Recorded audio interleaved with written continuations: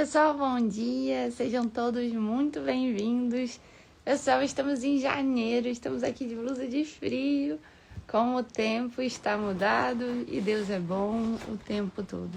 Que o Senhor te abençoe, que você esteja em paz no dia de hoje, que você esteja em segurança. Estamos aí na região, muita chuva aqui no Rio de Janeiro, que o Senhor possa estar abençoando você e protegendo você e toda a sua família.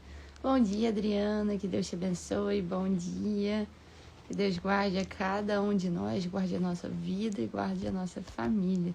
Esse período de chuvas no mês de janeiro, a gente fica sempre atento ao tempo, mas a gente sabe que Deus está à frente de tudo, toma conta de cada um de nós. Nenhuma folha cai sem a permissão dele. Vemos todos os dias tantos milagres na nossa vida e pedimos a Ele no dia de hoje a graça do amor em nosso coração. Hoje a gente vai ver no Evangelho que o Senhor fica irado. Jesus Cristo fica bravo, fica chateado, fica irado. Na verdade, tem outra tradução que traz aqui, indignado. Jesus Cristo fica indignado com o povo por ver a dureza do seu coração. Então, no dia de hoje, já nessa manhã, o que a gente pede é o amor no nosso coração. É o amor no nosso coração. Qual a dificuldade que nós, seres humanos, temos em retribuir o amor que o Senhor, o nosso Pai, o nosso Criador, tem por nós? Quantas das vezes nós queremos continuar nos comportando como filhos rebeldes? Quem aí é pai, é mãe, sabe do quanto é ruim, de quanto é triste e muitas vezes faz ficar indignado, faz ficar com raiva, faz ficar bravo um pai e uma mãe ao ver a rebeldia de seu filho. E quanto nós somos muitas vezes esses filhos rebeldes em relação ao nosso Pai, ao nosso Criador. E essa já é uma tentação da carne, já é uma tentação do inimigo para a tua vida. Bom dia, Ângela, Deus te abençoe, seja muito bem-vinda. Já é uma tentação do inimigo para a tua vida, te fazer se revoltar contra o Senhor, te fazer duvidar do amor dele pela tua vida. Essa é a grande estratégia do inimigo, lançar a dúvida na tua cabeça. Mas será que Deus é isso tudo mesmo? Será que Deus tem poder para isso? Será que Deus me ama tanto assim? Será que Deus pode me perdoar de pecados tão graves que eu já cometi nessa vida? E esse lançamento de dúvida vai entrando na nossa cabeça e vai tirando o espaço do amor para o Senhor. E uma coisa também que a gente vai refletir no dia de hoje, eu peço que nós todos, eu também, possamos estar aí vivendo, buscando. Eu lembro que a primeira vez que uma orientadora me pediu para ver, Ju, pede para Deus te mostrar quem você tem que perdoar. Porque uma coisa que pode estar aí travando o teu coração e fazendo o Senhor ficar irado contigo, como ele ficou com esse povo, porque eram pessoas de coração duro. O que pode estar aí fazendo o teu coração ficar duro é a falta do perdão. Então, a quem você tem que perdoar? Além disso, eu sempre falo que o Senhor é relação de ganha-ganha. A gente retribuir a Deus o que Ele nos pede, a gente está garantindo a vida eterna, a vida no céu, a eternidade ao longo de Deus, do Todo-Poderoso, do Criador do céu e da terra. E além disso, a gente garante a vida boa para a gente aqui na terra. Estudos nos Estados Unidos já mostram nas universidades o efeito do perdão sobre o tratamento do câncer. Tinha pessoas que faziam tratamento de câncer e com mesmo remédio, mesmo tipo de câncer, uns respondem bem, uns não respondem bem. E aí os pesquisadores foram ver, mas não é possível, o que acontece com essas pessoas que o remédio atua, o outro não, e é a mesma coisa, é o mesmo problema. E eles começaram a fazer uma investigação, uma pesquisa. E aí, nisso que eles foram para a parte emocional. E aí, o que eles detectaram? As pessoas que precisavam dar perdão eram aquelas que estavam com o coração endurecido e o remédio não fazia efeito. Os quimioterápicos não faziam efeito sobre as pessoas que precisavam dar esse perdão. À medida que eles liberavam esse perdão, o fisiológico, o corpo, já reagia diferente ao medicamento contra o câncer. Então, hoje também, e eu vejo o quanto que eu peço a Deus também para estar sempre me mostrando quem eu preciso perdoar. E que você também possa fazer esse exercício na tua vida. E é difícil. É todo dia colocar essa pessoa em oração. Essa pessoa que te machucou muito. Que te machucou, que pode ter tentado acabar com a tua vida, acabado com o teu casamento. Pode ter feito algo muito ruim para você quando era criança. Pode ser o teu pai e a tua mãe. Pode ser o teu marido, a tua esposa, os teus filhos.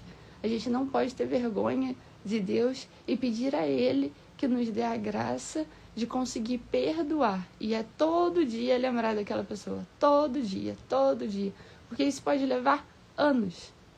Pode levar anos. Porque não é só da boca para fora, você conseguir falar o nome da criatura de novo e falar que a perdoa. Mas é de fato conseguir perdoar dentro do teu coração. E pode levar anos. Todos os dias na tua oração, Senhor, me ajuda a perdoar fulano. Senhor, me ajuda a perdoar fulano.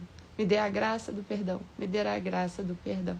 E assim, o Senhor deixa essa ira que ele ficou ao ver os filhos dele com o coração endurecido. Que o que pode estar endurecendo o teu coração é a falta do perdão. E vamos ao longo desse dia, ao longo da nossa vida, pedir a Deus a graça do amor e a graça do perdão, para ter um coração manso e humilde como o dele.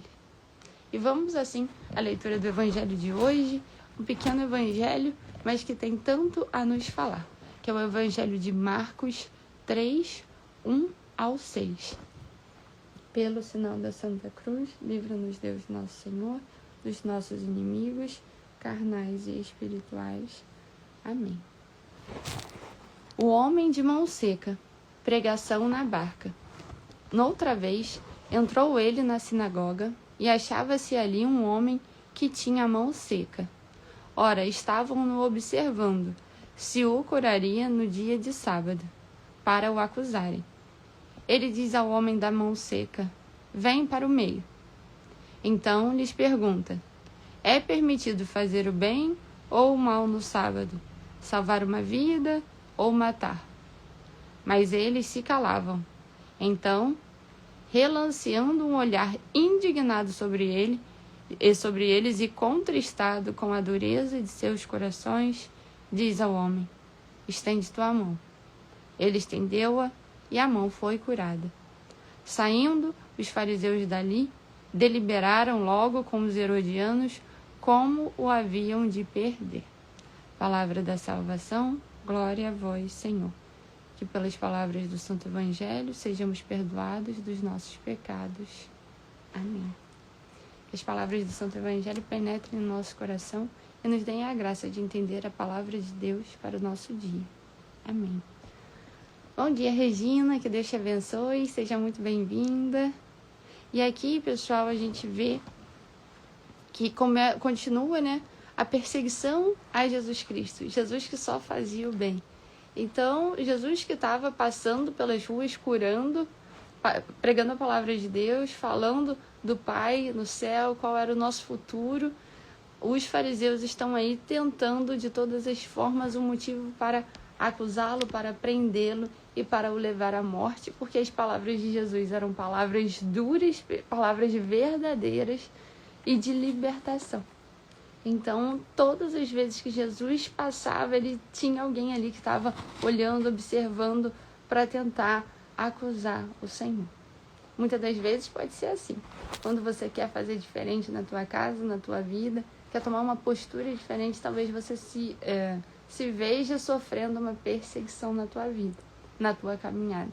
Talvez não tenha o apoio que você queria ter, mas continua firme, querido e amado irmão e irmã, porque Jesus Cristo passou perseguição. Aqui no final do Evangelho fala: os fariseus dali deliberaram logo com os herodianos como haviam de perder, que é como haviam de matar Jesus Cristo. Esse que morreu por nós, por tanto amor a nós, numa cruz. Jesus Cristo se deu a nós, querido e amado irmão e irmã, pela tua vida.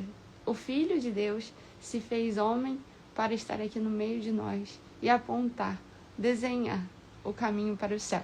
Até a sua cruz já nos indica o caminho do céu. Ele que faz essa ponte do céu com a terra.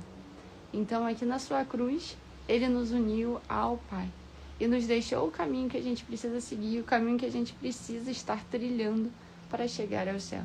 E o povo já o perseguia, já queria uma forma de encontrar uma maneira para o matar. E aqui é muito triste quando a gente vê que Jesus chamou o rapaz para o meio, estendeu a sua mão e essa mão foi curada ali na mesma hora. E mesmo assim, vendo tantos milagres, logo após isso eles saem e já tramam uma forma de matar Jesus Cristo. Imagina só, por isso que o Senhor fala, Jesus olhando para eles indignado, Jesus olhando indignado, Jesus olhando com um olhar de ira, de raiva para aquele povo e contristado e triste por conta da dureza de seus corações. E aí, querido e amado irmão e irmã, como que o Senhor Jesus Cristo olha para você? Como o Senhor Jesus Cristo olha para mim? Olha para Juliana, olha para Adriana, para Ângela, para Regina? Como o Senhor olha para nós? O que Ele vai ver quando Ele olha para nós? E tenho certeza que a gente daqui a pouco já está entrando no tempo da preparação para Quaresma. Está quase chegando aí, mais uma Páscoa. Daqui a pouco está aí, querido e amado irmão e irmã. Como o Senhor vai olhar para você? Lá do alto da cruz. Ele que deu a sua vida por amor a cada um de nós. Quando Ele olha do alto da cruz, o que Ele vê? Quando Ele olha para mim, para você, para os seus filhos, para o seu marido, para a sua empresa, para o negócio que você tem, quando Ele estiver trabalhando, o que o Senhor Jesus Cristo vê? Será que Ele olha com um olhar de tristeza, de raiva ou de alegria? Então que nesse dia a gente possa estar pensando no olhar de Jesus Cristo. Como o Senhor vai olhar para cada um de nós? O que Ele pensa quando Ele olha para cada um de nós? O Senhor que deu a sua vida por mim, por você naquela cruz. Aqui, se a gente observar a crucificação de Jesus Cristo, a gente vai ver, né, nessa cruz aqui não tem, mas para prolongar o sofrimento, o que acontecia aqui, tinha uma espécie, tinha uma madeira pregada aqui, que não funcionava como um banco, mas era um apoio, porque o que acontece? Para prolongar o sofrimento, vocês imaginam assim, como que uma pessoa aqui na cruz, ela consegue respirar? Todas as vezes que fica cansado e aí tenta levantar um pouquinho o pulmão, a cabeça para conseguir respirar, repuxa tudo, repuxa o pé que está pregado, repuxa as mãos que estão pregadas também, vocês imaginam a dor. Só que o que acontece? Geralmente, e até por conta disso que pedem para tirar os crucificados logo da cruz, porque aí já estava se aproximando a Páscoa, e aí quebraram os pés dos malfeitores que foram crucificados juntos com Jesus Cristo, os outros dois, porque quando se quebra as pernas de quem está crucificado, fica muito impossível de respirar, porque o que acontece? Você não consegue mais se levantar, se erguer, você não tem mais o apoio, já quebrou as pernas, você já não tem mais o apoio para conseguir puxar as costelas para cima para respirar. E aí, rapidinho, a pessoa morre ali por asfixia. Então quebraram os pés para morrerem mais rápido. E de Jesus Cristo não quebraram nenhum de seus ossos. Mas Jesus, Pôncio Pilatos ficou impressionado quando Jesus Cristo já tinha sido dado como morto. Já tinha morrido. Quando pedem para tirar o corpo de Jesus Cristo da cruz, quando José de Arimateia foi falar com Pôncio Pilatos, olha, a gente pode tirar, ele era membro do conselho, tinha acesso ao governador, então podemos tirar o corpo de Jesus Cristo? E aí, o José de Arimateia pergunta ao governador e o governador se surpreende, mas já morreu? Aí ele pergunta, até também aqui em Marcos 14, gente, Marcos 14, 44. Pilatos admirou-se de que ele já tivesse morrido tão depressa e, chamando o centurião, perguntou se já havia muito tempo que Jesus havia morrido. Obtida a resposta afirmativa do centurião, mandou dar-lhe o corpo. E assim, Pôncio Pilatos se surpreende com tamanha rapidez que Jesus Cristo morreu. Os crucificados podiam levar de 3 a 4 dias para morrer na cruz. Jesus Cristo morreu de 3 a 6 horas. de tanto que foi o flagelo de Jesus Cristo. Isaías, a gente vê que ele não, que depois a profecia se cumpre, ele não tinha aspecto humano. Todos os músculos, a carne de Jesus Cristo foi retirada. A carne que ficava entre as suas veias. Foi tamanho o sofrimento que Jesus Cristo não morreu por conta da crucificação. Jesus Cristo já ia morrer. Jesus Cristo não precisava nem ter sido crucificado. Porque quando eles viram como Jesus Cristo chegou, da flagelação da noite até a manhã, a partir da manhã, em torno de 9 horas, que levaram ele para crucificar, Jesus Cristo já estava praticamente morto de hipovolemia, de tanto sangue que ele perdeu, de tanta hemorragia.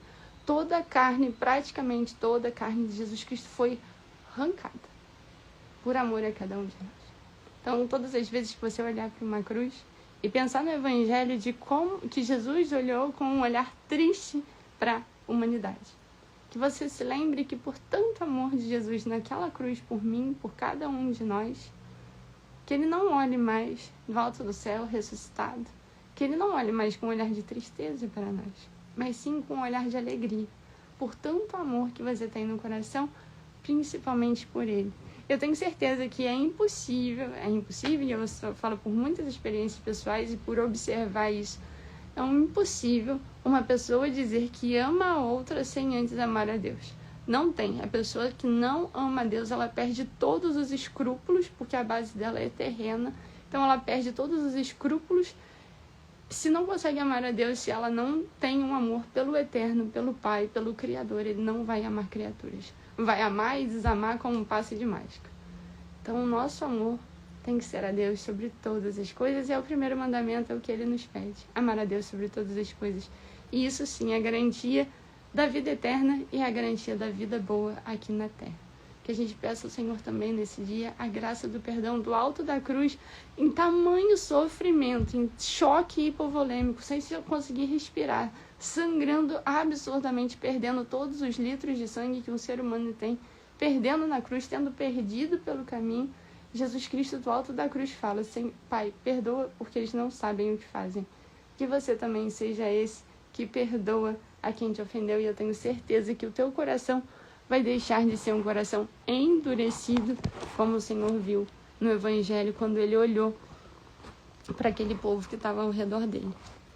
E assim, vamos pedir que o Senhor nos abençoe nesse dia, guarde a nossa vida, nos dê um coração manso e humilde que saiba amar e perdoar, como foi o coração de Jesus Cristo no alto daquela cruz.